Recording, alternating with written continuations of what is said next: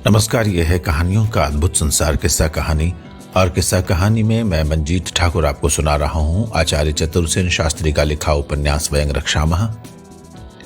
और इस कहानी में जो है रावण की कहानी, आप सुन चुके हैं 41 एपिसोड। आज सुनिए एपिसोड 42वां।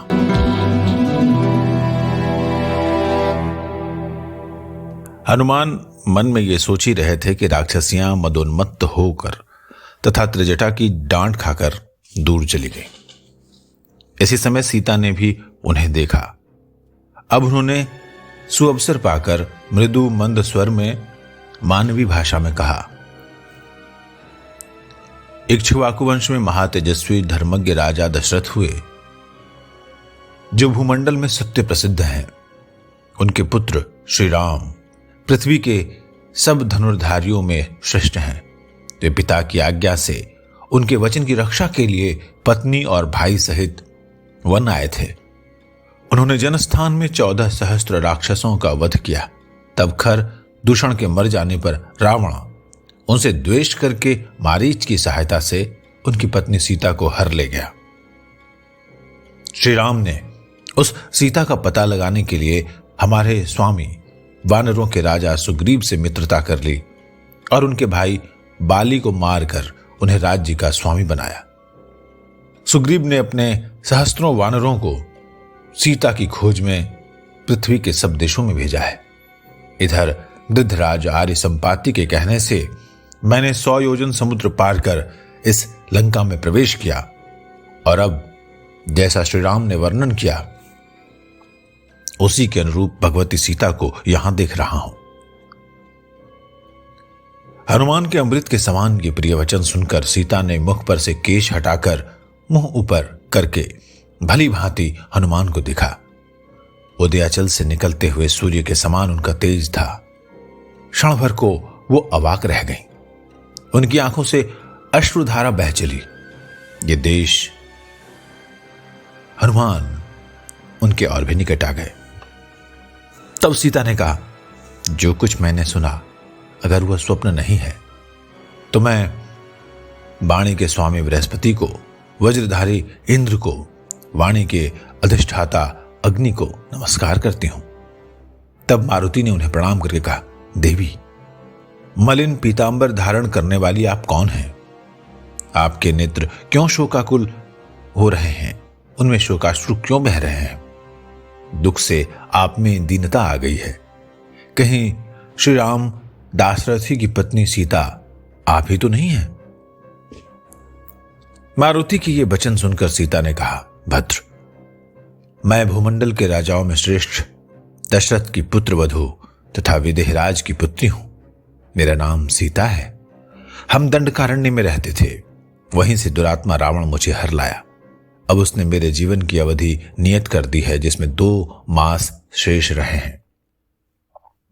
जब हनुमान को भली भांति विश्वास हो गया तो उन्होंने कहा, देवी, मैं श्री राम का दूत हूं और आपकी सेवा में उनका संदेश लेकर आया हूं। मैं श्री रामचंद्र लक्ष्मण सहित सभी सकुशल हैं और मेरे जरिए उन्होंने आपकी कुशलता पूछी है। वेदज्ञ और धर्मज्ञ राम आपका कुशल जानना चाहते हैं। सीता ने कुछ आशंका, कुछ भय, कुछ हर्ष के भावों से अभिभूत होकर कहा, वत्स, तुम्हारी वाणी तो प्रिय है, परंतु तुम राघवेंद्र राम और लक्ष्मण की आकृति वर्णन तो करो, जिससे मेरी शंका मिटे। उनके रूप, अंग प्रत्यंग का कुछ बखान तो करो, जिससे मुझे प्रतीति हो।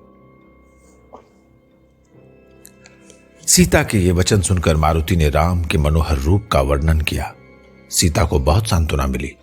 वो आनंद से आंसू बहाने लगी। तब हनुमान ने स्निग्ध स्वर में कहा, मात, ये मेरे पास श्री राम के नाम की अंकित मुद्रिका है। इसे देखिए, आपकी प्रतीति के लिए उन्होंने मुझे दी थी। मुद्रिका को देखकर और पहचान कर सीता आनंद विभोर हो उठी। उन्होंने कहा, अरे सौम्य, तेरी जय हो। तेरा पराक्रम श्लाघ्य है, शक्ति अपार है, तू परम मेधावी और चतुर है। तेरा साहस अद्भुत है कि राक्षसों से भरी हुई इस लंका में अकेला ही घुस आया है। तूने असीम सागर को पार कर मुझे जीवन दान दिया है। हे निर्भय सत्य प्रतिज्ञ, तेरी जय हो। तेरी बात से मुझे ढाढ़स हुआ है। भला भाई लक्ष्मण सहित श्री राघवेंद्र कुशल से तो हैं। अब वे कब प्रलयाग्नि के समान क्रोध करके इस पुरी को भस्म करेंगे? क्या वत्स मारुति, राघवेंद्र अपने में दुखी तो नहीं रहते? वे मुझे भूल तो नहीं गए? तब मारुति ने उन्हें भली भांति से आश्वस्त करते हुए कहा कि जल्दी ही श्री राम यहां आएंगे और सीता की इच्छा पूरी करेंगे। मारुति के ये वचन सुनकर सीता ने कहा, हे पवन पुत्र, भाग्य ही प्रबल है। अब तुम जाकर उनसे कहो कि वे यहां आने में शीघ्रता करें। मेरे जीवित रहने की अवधि में अब केवल 2 मास ही रह गए हैं। यहां एक धर्मात्मा पुरुष भी लंका में रहता है। वो रावण का छोटा भाई विभीषण है। उसने रक्षेंद्र को बहुत समझाया कि वो मुझे लौटा दे। तो तुम विभीषण से मैत्री साधना। एक और वृद्ध सुशील राक्षस बुद्धिमान है, उसका नाम अविंध्य है। वो रावण रक्षेंद्र का विश्वस्त मंत्री तथा प्रियजन है। उसने भी रक्षेंद्र को समझाया है। तो तुम इन हितैषी राक्षसों से लाभ उठाना। तब हनुमान ने कहा, देवी, श्री राम इस समय श्रवण पर्वत पर निवास कर रहे हैं। आप कहें तो मैं ही आपको इसी क्षण वहां ले चलूं। मैं आपको श्री राम के निकट उसी भांति ले जा सकता हूं जैसे वायु यज्ञ हवि को ले जाती है। परंतु आपको मेरी पीठ पर दुर्लंघ सागर तैरना होगा। राक्षसों से मुठभेड़ की आशंका है, परंतु आप साहस करें तो मुझे भय नहीं। सीता ने सोच विचार कर कहा, पुत्र, यह संगत नहीं होगा। तुझे मुझे लेकर जाते देख राक्षस अवश्य तेरा पीछा करेंगे और तुझ निरस्त्र को घेर लेंगे। फिर तू कैसे युद्ध में मेरी और अपनी रक्षा करेगा? यह भी संभव है कि युद्ध करने के समय मैं तेरी पीठ से गिर जाऊं या आतंक से मूर्छित हो जाऊं। फिर स्वेच्छा से किसी पुरुष का स्पर्श भी नहीं कर सकती। रावण के शरीर का स्पर्श तो जबरदस्ती ही हुआ है। इसलिए सौम्य, तो जाकर उन देव दैत्यजयी पराक्रमी राघवेंद्र को सेना सहित यहां लेकर आ। मैं तेरी चिर कृतज्ञ रहूंगी। इस पर हनुमान ने कहा, आपकी बात युक्ति संगत है। स्त्री स्वभाव और धर्म के भी अनुकूल है। यदि मैं पीठ पर आपको ले चलूं तो यह भी संभव है कि 100 योजन समुद्र लांघ भी न सकूं। फिर आप भी पीठ पर 100 योजन समुद्र पार नहीं कर सकती। पर पुरुष स्पर्श की बात भी धर्म सम्मत है। आपकी सोचनीय दशा देखकर मैं व्याकुल हो गया था।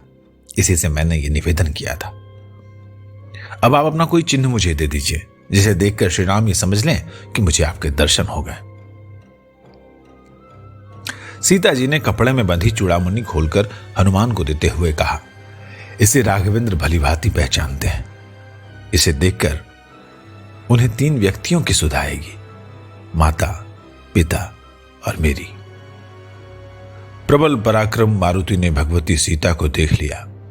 उन्हें आश्वासन भी दे दिया। उनका संदेश और चिन्ह भी प्राप्त कर लिया। परंतु अभी उनका कार्य पूरा नहीं हुआ था। उन्होंने विचार किया कि जब युद्ध अनिवार्य है तो शत्रु के पराक्रम का संतुलन भी कर लेना परम आवश्यक है।